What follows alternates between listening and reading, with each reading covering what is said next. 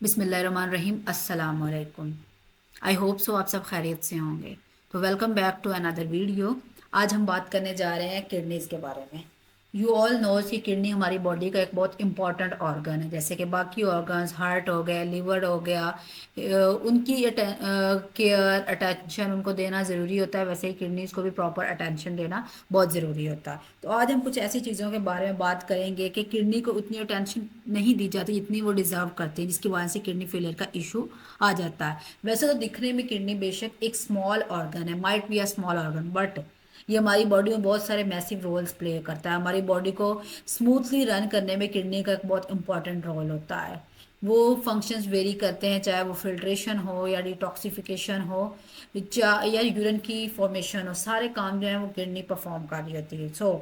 हम basically first of all तो देखते हैं कि जब हम बात करते हैं कि किडनी बेसिकली जब प्रॉब्लम कॉज आता है किडनी में, तो ये होस्ट बन जाता है डिफरेंट प्रॉब्लम्स का, क्योंकि ये अर्ली साइंस अगर हम इसके रिकॉग्नाइज कर लें तो ये एक क्रूशल है कि हमें अर्ली साइंस इसके रिकॉग्नाइज कर लेने चाहिए। अब यहाँ पर मैं आपको कोई डराने की कोशिश नहीं कर रही कि किडनी प्रॉब्लम है तो ये अगर कॉमन साइंस है तो आपको किडनी प्रॉब्लम ही है, नहीं। जस्ट आपको इन्फॉर्म करना मेरा मकसद है। सो फर्स्ट ऑफ ऑल तो हमें ये पता होना चाहिए कि किडनीज हैं क्या, किडनी फेलियर क्या होता है। किडनी तो हमने क्या देखा, ऑर्गन जो फिल्ट्रेशन का काम करता है। अब किडनी फेलियर इटसेल्फ क्या है? किडनी फेलियर हम उस स्टेज को कहते हैं कि जब आपकी किडनीज जो है प्रॉपरली एफिशिएंटली इफेक्टिवली अपना काम नहीं कर पा रही होती है, जो उनका काम होता है। आपका जो ग्लोमेरुलर फिल्ट्रेशन रेट है वो डिस्टर्ब हो जाता है, वो नॉर्मल से अबव या लो होता है, या आपका जो भी किडनी के प्रोसेसेस हैं सारे वो आपके डिस्टर्ब हो जाते हैं, क्योंकि किडनी आपका जो किडनी को काम करने चाहिए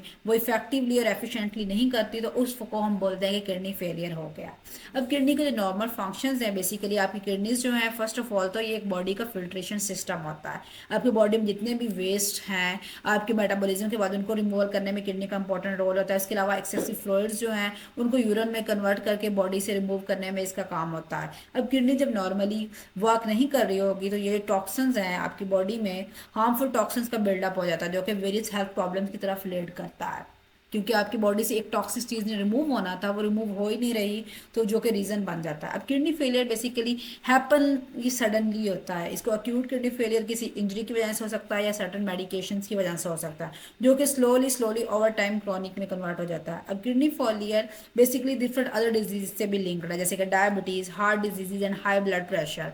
क्योंकि एक आपका एक ऑर्गन डिस्टर्ब होता है तो वो डिफरेंट अदर जो आपके प्रॉब्लम्स हैं उनकी रीज़न बन जाता है। इसी तरह किडनी भी है बेसिकली अदर कंडीशंस के साथ भी लिंक्ड है, जैसे कि diabetes, heart disease, heart blood pressure. अगर आपको ये कंडीशन है तो आपको किडनी उस केस में भी फेल हो सकते हैं।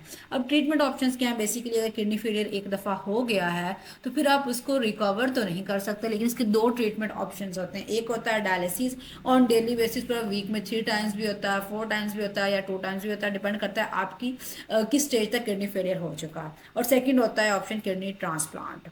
अब किडनी फेलियर एक सीरियस कंडीशन है, तो इसके लिए आपको ये क्रूशल चीज़ है कि आप इसके symptoms time to time watch करते रहें कि आप में कोई सिम्टम्स शो हो रहा है तो आप अपना एक मेडिकल हेल्प लें किसी भी अच्छे प्रोफेशनल से। फर्स्ट इसका किडनी फेलियर का जो साइन होता है फटीग, आप सारा टाइम टायर्ड फील करते हैं। नो डाउट आप नॉर्मली भी वैसे किसी और रीज़न की वजह से टायर्ड फील कर सकते हैं, लेकिन अगर आप रेजिस्टेंटली टायर्ड फील कर रहे हैं तो मतलब आपकी किडनी ट्रबल में है। जब आपकी एक्स्ट्रा वेस्ट और एक्स्ट्रा फ्लूइड बॉडी से रिमूव नहीं हो रहे होते तो उस रीज़न में होता क्या है कि आप जो किडनी प्रॉपरली वर्क नहीं करती और टॉक्सिन्स बिल्डअप हो जाते हैं, जो कि फटीग का रीज़न बनते हैं। उसके अलावा स्वेलिंग, स्वेलिंग भी एक साइन है। आपके एंकल्स, आपके फीट, हैंड्स, उनमें स्वेलिंग हो जाए, पफीनेस आ जाए, तो इसके लिए एक फैंसी वर्ड स्वेलिंग के लिए एडिमा भी यूज़ किया जाता है। किडनी एक वाइटल रोल प्ले करती है आपके फ्लूइड्स को रेगुलेट करने में, उनको बैलेंस करने में। जब किडनी प्रॉपरली फंक्शन नहीं करती तो एक्सेसिव फ्लूइड जो है वो अकोमुलेट हो जाता है, जो कि स्वेलिंग की रीज़न बनता है, और आपके एंकल्स, आपके फीट हो, हैंड हो, अदर बॉडी पार्ट्स वो स्वेलन फील होते हैं।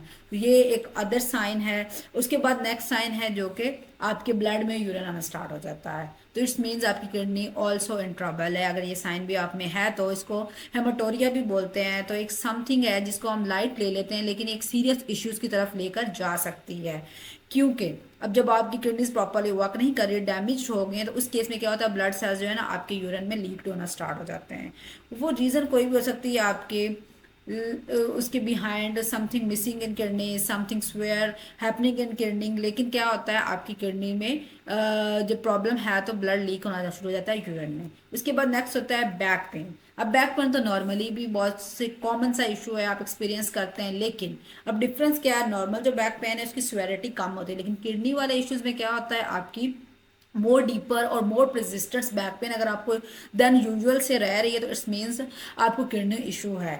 अब आपने क्या करना है, कंसिस्टेंस बैक पेन रह रही है तो इसका बिहाइंड रीज़न यही होता है कि आपके जो सॉलिड्स अंदर टॉक्सिन्स हैं बिल्डअप हो गए हैं वो आपको डिस्टर्ब कर रहे हैं। तो आपको इस केस में कंसल्ट करना है किसी अच्छे हेल्थ केयर प्रोफेशनल से। देन आ जाता है आपको हाई ब्लड प्रेशर का इशू होता है, वो भी मेन रीजन किडनी फेलियर की बन सकता है। अगर आपको हाई ब्लड प्रेशर रह रहा है तो ये भी अर्ली साइन है आपकी किडनी फेलियर का।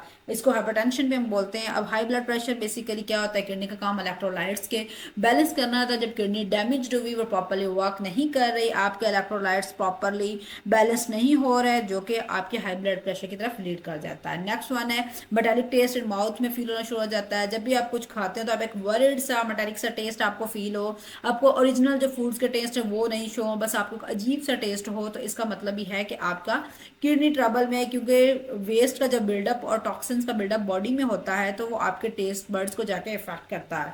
और ये एक ऐसा साइन है जिसको आपको इग्नोर नहीं करना चाहिए, बल्कि किसी अच्छे से हेल्थ केयर प्रोफेशनल के साथ कंसल्ट करना चाहिए अगर आपको मेटालिक टेस्ट वाला इशू आपके साथ आ रहा है। नेक्स्ट थिंग है shortness of breath. Many conditions cause कर सकती हैं शॉर्टनेस ऑफ ब्रेथ को, लेकिन किडनी इशू एक मेन रीज़न उनमें से बन सकता है।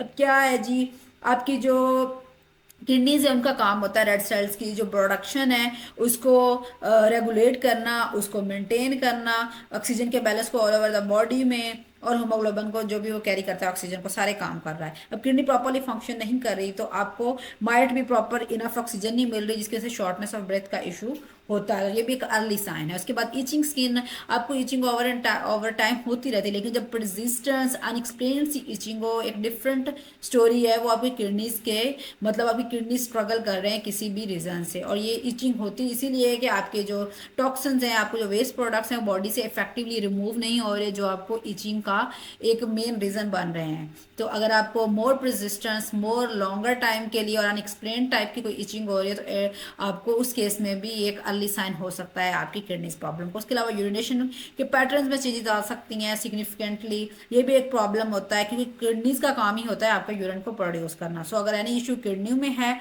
तो आपको या तो मोर ऑफन हो रहा होगा या लेस ऑफन, या डिफरेंट कलर और स्मेल में चेंजेस होंगी, तो दीज आर ऑल्सो हुआ early indicator of the kidney trouble. And next one जिसको हम कहते हैं एक लास्ट जो सिम्टम्स है हमारे पास अर्ली साइन है किडनी फेलियर का, वो है नोजिया एंड वॉमिटिंग। यूजली एक ऐसी चीज़ें कंसिडर की जिनके बारे में इतना परेशान नहीं होते, ये नॉर्मली होती रहती हैं आपका डाइजेस्टिव इश्यूज की वजह से। लेकिन अगर रेजिस्टेंस है लॉन्गर टाइम के लिए है ये इशू आपके साथ, तो ये भी आपके जो वेस्ट का बिल्डअप हो गया है वो डाइजेस्टिव इश्यूज की तरफ लेकर चला जाता है। If you are dealing with ongoing any nausea and vomiting issues, तो ये टाइम है कि आप टाइमली किसी भी अच्छे से प्रोफेशनल के साथ कंसल्ट कर लें और अपने किडनी को फेलियर से बचा लें, एंड स्टेज तक जाने से बचा लें। तो सो आज जो हमने डिस्कस किया कॉमन से हमने अर्ली 10 साइंस देखे हैं कि जो आपको बता सकते हैं कि आपकी किडनीज किसी भी तरह के इश्यूज को फेस कर रही है, तो उसको टाइमली रिकवर करके किडनी फेलियर से बचा सकता है। और साथ ही अगर किडनी एक दफ़ा फेल हो गई है तो फिर इसके जस्ट 2 सोल्यूशन ही होते हैं, या तो डायलिसिस या किडनी ट्रांसप्लांट। इन दोनों के अलावा कोई और सोल्यूशन नहीं होता, ना ही किडनी फेलियर रिवर्स हो सकता है। और जब किडनी फेलियर हो जाता है तो किडनी अपने जितने भी उसके नॉर्मल फंक्शन है वो इफेक्टिवली परफॉर्म नहीं कर पाती। सो आज की वीडियो हमारी बस यही थी। नेक्स्ट इंशाल्लाह हम किडनी डाइट के बारे में डिस्कस करेंगे, इसके डाइट प्लान के बारे में डिस्कस करके कौन कौन सी चीज़ों को अवॉइड या लेना चाहिए, वो सारी चीज़ें हम वन बाय वन देखेंगे इंशाल्लाह किसी नेक्स्ट वीडियो में। So thank you for watching my video, don't forget to comment like share and subscribe. मिलते हैं एक नेक्स्ट सी वीडियो में, अच्छी सी वीडियो में। अल्लाह हाफिज़।